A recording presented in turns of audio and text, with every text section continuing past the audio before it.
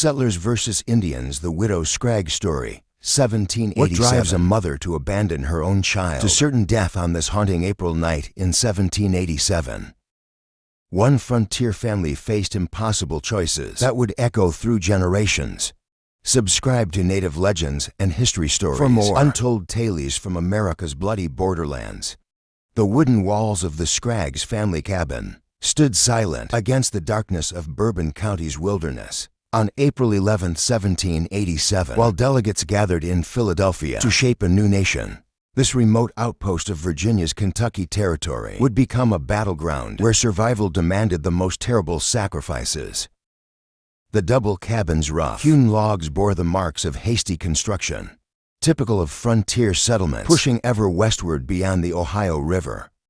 In the eastern room, 47-year-old widow Scraggs shared the cramped space with her two grown sons, their rifles never far from reach. Her widowed daughter occupied a corner, nursing an infant whose quiet breaths mingled with the crackling hearth.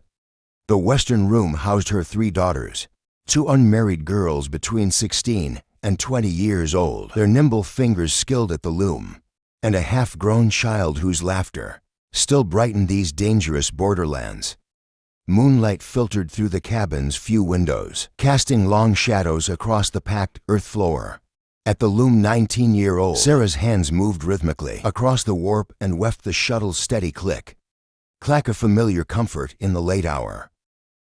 Her younger sister Mary, 16, had already retired to her straw mattress, while 12-year-old Emma curled beneath a worn quilt nearby in the main room. The widow's eldest son James kept watch, his trained ear attuned to the night's ordinary sounds, the crackle of the dying fire, the whisper of wind through chinks in the walls, the occasional shuffle of sleeping bodies. Outside, 4 horses stamped restlessly in their crude enclosure 20 paces from the cabin's door. The pound split-rail fence cast zebra-striped shadows across their flanks. The spring night air carried a bitter chill, and frost crystallized on the newly sprouted grass. The forest pressed close massive oaks and maples, whose branches reached like grasping fingers toward the isolated homestead. The first warning came at 11 o'clock. James noticed the horses' behavior changing, not their usual nighttime restlessness, but something more urgent. Their hooves drummed against the frozen earth as they circled the enclosure, nostrils flaring. Then came the owl's calls echoing through the timber. One cry from the north was answered by another. To the south, then east, then west. The pattern was too precise. Too measured. James's hand crept toward his rifle. Having lived 15 years on the frontier, these settlers knew the language of survival. Every unusual sound could herald death. The widow Scraggs had buried her husband 3 winters past after a Shawnee raid. To neighboring families had fled east last summer after finding their cattle slaughtered. Though Indian attacks had grown less frequent, south of the Ohio the threat never truly vanished. The horses' panic escalated. Their terrified whinnies pierced the night as they crashed against the fence rails. James rose from his chair by the fire. Muscles tense, a new sound reached his ears. Soft footfalls in the packed earth outside, almost imperceptible beneath the horses' commotion. Then came the knock. Hello. The house, a voice called in. Careful English travelers seeking shelter. James stepped toward the heavy oak door, fingers reaching for the bar. But his mother's voice cut through the darkness like a whip stop. The widow was already out of bed, her feet hitting the floor with practiced silence. 20 years of frontier life had honed her instincts. In the strangers to careful pronunciation, she heard death knocking Indians. She hissed, already moving to wake her younger son. Thomas, get your brother. Guns now. The young men needed no further urging. They drilled for this since childhood. 2 long rifles came smoothly off their pegs, already loaded and primed. The familiar weight of steel and walnut steadied their hands as they took up positions at the gun ports. Narrow slits carved through the logs for just this purpose. The silence stretched taut as a bowstring. Outside, the travelers waited. Inside, the family held their breath. The widow's daughter clutched her infant closer, stifling its whimpers against her breast. In the other room, the loom's clicking had ceased when the attack came. It exploded with sudden violence, The door shuddered under tremendous impact, not knocking now but the crash of multiple shoulders. Attempting to break through. The bar held, but the entire wall seemed to shake. Through his gun port, James glimpsed movement, dark shapes darting through moonlight. A single shot cracked from Thomas's rifle. The muzzle flash briefly illuminated an attacker, lurching backward, clutching his shoulder. The assault on the main door ceased as quickly as it had begun. But in the sudden quiet, they heard new sounds from the cabin's other half. The splintering of wood, the screams of the girls. The brothers swung their rifles toward the partition wall, but the angle was impossible. The Indians had found the cabin's weak point. Rail after rail from the horse pound crashed against the western room's door. The crude iron hinges groaned, warped, and finally gave way with a shriek of tortured metal. Sarah, still at her loom, snatched up her weaving knife as shadows poured through the shattered doorway. The blade caught moonlight as she slashed desperately at the first warrior to reach her. Blood sprayed across her white nightdress as the knife found its mark in his throat. But even as he fell, the tomahawk in his hand completed its arc. Mary and Emma's screams pierced the night as more warriors seized them. The little girl broke free in the chaos, darting past grasping hands and into the yard.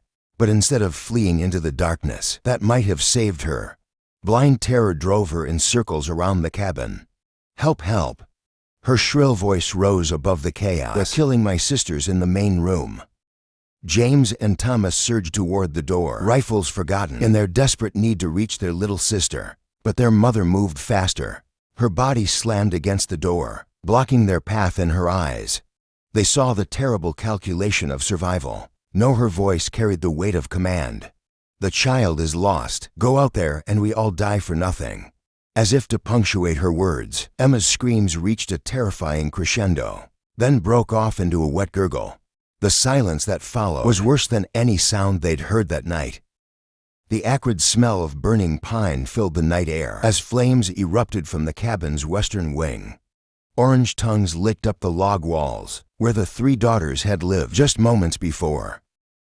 Triumphant war cries echoed through the clearing as 8 warriors danced in the firelight, their shadows grotesquely elongated against the burning structure.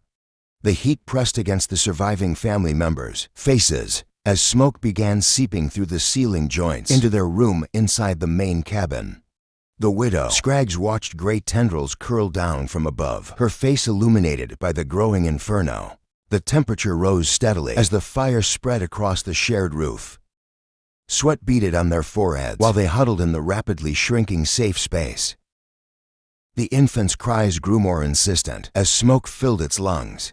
"We have to run," James whispered, gripping his rifle until his knuckles whitened. "Now, while the smoke gives us cover." The widow nodded grimly. They had perhaps 2 minutes before the entire structure would become their tomb.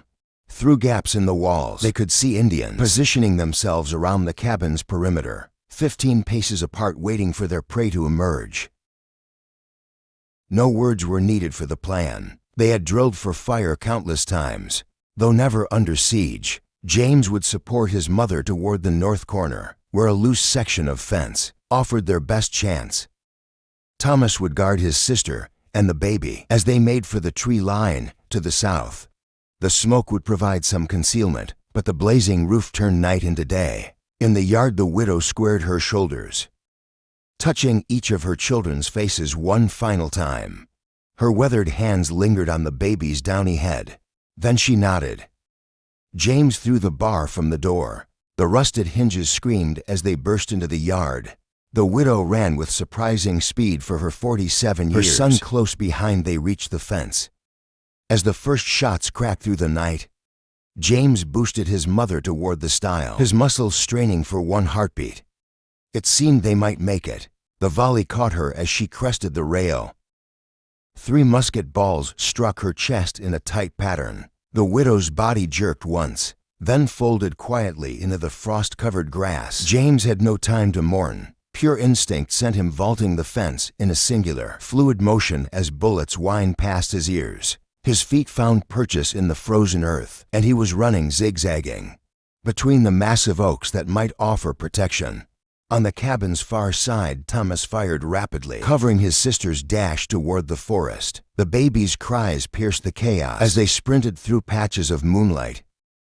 They made it 30 yards before the warriors reached them. Thomas's rifle boomed once more, dropping the closest pursuer before they closed the distance. The young man's rifle became a club as 5 warriors surrounded him. The weapon's solid walnut stock shattered the first warrior's jaw in an explosion of blood and teeth. A second swing caught another in the temple with a sickening crack. But there were too many. Thomas positioned himself between the attackers and his sister, buying precious seconds with his life. "Run!" he screamed, just before a tomahawk caught him in the shoulder, nearly severing his arm still. He fought even as blows rained down. His sister's footsteps faded into the darkness as his world narrowed to the desperate dance of survival. When the end came, it was quick. A final strike that split his skull to the teeth. Dawn painted the eastern sky in watercolor, shades of pink and gold as Colonel Edwards' LED-30 mounted men into the smoking ruins. The cabins remained still smoldered, sending thin tendrils of smoke spiraling into the crisp morning air. They found Thomas's body sprawled in the bloodied grass, his hands still locked around the splintered remains of his rifle. The widow lay as she had fallen, her face peaceful despite the violence of her end. Of the 8 family members who had begun that terrible night, only 3 had survived. James and his sister with her infant. But the tragedy wasn't finished unfolding. As they followed the clearly visible trail left by the retreating war party, the signs told a story of desperate flight. Broken branches, trampled grass, and occasionally dark spots of blood in the fresh snow marked their passage. The trail led east into the mountains, where ancient limestone ridges rose like giants' teeth against the morning sky. The war party moved fast, but encumbered by their prisoner, the second eldest daughter they had taken. Colonel Edwards' men pressed their horses hard, closing the distance yard by yard. The girl's tracks showed she was weakening, stumbling more frequently as the miles passed. Then a new sound joined the thunder of hooves. The baying of a hound that someone had brought along. The dog's excited howls echoed off the mountain sides, shattering the pre-dawn stillness. The pursuing party had no way to silence as it ran ahead, announcing their approach to the fleeing warriors. They found her just minutes later, crumpled in the bloodied snow. The tomahawk was still embedded in her skull, but incredibly a spark of life remained. Her eyes fluttered open as James dismounted and ran to her side. Her hand reached weakly toward him as her lips moved, trying to form words that might help them catch her killers. But the light was already fading from her eyes. James cradled his sister's head, his tears falling onto her face as her final breath escaped in a soft sigh. They had no time to properly bury her. The trail was fresh, and the warriors couldn't have gone far. With grief transforming into cold rage, the party remounted and spurred their horses forward. 20 minutes of hard riding brought them within sight of their quarry. The warriors had taken up position on a narrow ridge, using an old hunter's trick. They darted from tree to tree, whooping and calling to create the illusion of greater numbers. But Colonel Edwards and his men were experienced Indian fighters. They quickly recognized that only 2 warriors remained, a rear guard sacrificing themselves to buy time for their companions' escape. The pursuers dismounted, securing their horses. Before beginning their ascent of the ridge, they moved with practiced coordination, spreading out to flank the Indian position. The first shots exploded across the ridgetop at 50 paces. Return fire from the warriors was accurate but sparse. They were running low on powder. The fight was brief but intense. Both warriors fought to the last, refusing to surrender even when clearly outnumbered. When the smoke cleared, their bodies lay sprawled among the limestone outcrops, their faces set in fierce final defiance. The trail of their companions led deeper into the mountains, but was already growing cold. The main war party had won their escape at the cost of their rear guard's lives. Colonel Edwards called off the pursuit as heavy clouds building in the west threatened snow that would soon obscure any remaining sign. The mounted party turned back toward the settlement, carrying their dead. James rode with his sister's body across his saddle, her blood staining the horse's white flanks crimson. They buried the family together on a small rise overlooking the burnt cabin site, for fresh graves were dug into the frozen earth. The widow Thomas, the eldest daughter who died defending her sisters, and the second daughter whose final moments played out in the blood-stained snow. The surviving sister stood silent, clutching her infant as the first shovelful of dirt fell. That night, as his remaining family slept in a neighbor's cabin, James stood watch at the window. His rifle rested across his knees as he stared into the darkness, listening to the owls calling in the distance. But these were real owls, speaking to the night in their true voices. In a single night, the Scraggs family had paid the bitter price of America's westward expansion in blood and grief and lives cut brutally short. Colonel Edwards split his men into 3 groups of 10 to surround the ridge. The first group approached from the east, using a line of mature oaks for cover. The second group circled west through a ravine, while the third held position with the horses. At 40 paces, the first shots rang out. The Indian warrior dropped instantly when 2 rifle balls struck his chest. His companion returned fire from behind a limestone outcropping, the musket ball splintering bark inches from Private Johnson's head. Blood already stained the warrior's wool blanket dark red where a previous shot had caught him in the side.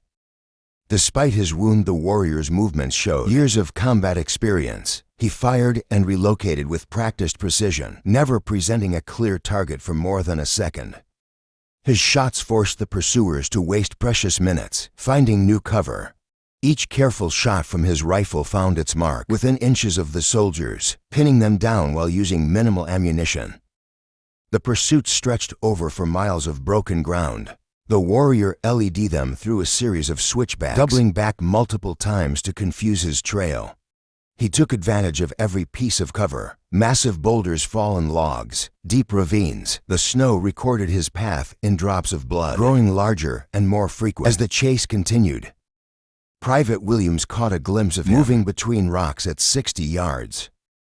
His shot caught the warrior's leg, producing a fresh spray of blood across the snow. Still, the wounded man pressed on, though his pace had slowed considerably. The blood trail showed where he had stopped to bind his wounds, with strips torn from his blanket. 2 hours into the pursuit, the warrior's tactical skill became clear. He had drawn the soldiers miles off his companion's escape route, up into terrain where horses struggled to follow. Each time, the pursuers thought they had him cornered. He found another path through the rocks. His knowledge of the landscape proved superior to their greater numbers. The chase led them higher into the mountains, where patches of old snow lingered in shadowed hollows. The warrior's blood marked his failing strength. Places where he had stumbled or braced himself against trees were clearly visible. Yet each time they closed within 50 yards, he managed another burst of speed. At midday, they tracked him to a swift stream, cutting through a narrow valley. The water ran 3 feet deep over smooth rocks, fed by mountain snow melt. The warrior's tracks led directly into the icy current. For 30 minutes, groups searched both banks, a half-mile upstream and down, but found no sign of emergence. Colonel Edwards ordered a wider search. 20 men spread out in pairs, checking every cave and hollow within 500 yards of the stream. They found nothing: no tracks, no blood trails, no broken branches. The warrior had vanished completely. Dark clouds building over the western peaks forced a decision. Already snowflakes were beginning to fall, the first few flutters quickly becoming a steady curtain of white. Within an hour, any remaining signs would be completely obscured. Colonel Edwards called off the search as darkness approached. The next morning revealed a transformed landscape. 6 inches of fresh snow buried every trace of the previous day's pursuit. The wounded warrior's ultimate fate remained a mystery that the wilderness would keep. His tactical retreat had successfully scattered the pursuit force and delayed them long enough for the main war party to make good their escape. The remains of the first warrior were buried where he fell, his weapons and possessions left intact. In recognition of his courage, the pursuing party gathered their horses and began the long ride back to the settlement. In their saddlebags, they carried confirmation that frontiersmen weren't the only ones willing to die protecting their people. Back in Bourbon County, the attack's impact spread quickly through the scattered homesteads. Within a week, 12 families had improved their defenses. They reinforced cabin walls with extra thickness, added firing ports at strategic points, and constructed stronger door bars. 3 families who had been considering settling further west changed their plans, choosing instead to build closer to established communities. The Scraggs cabin site stood as a grim reminder. 5 fresh graves marked the family's loss. The widow Thomas, the eldest daughter who died fighting, the second daughter killed in the snow, and the little girl who ran screaming into the night.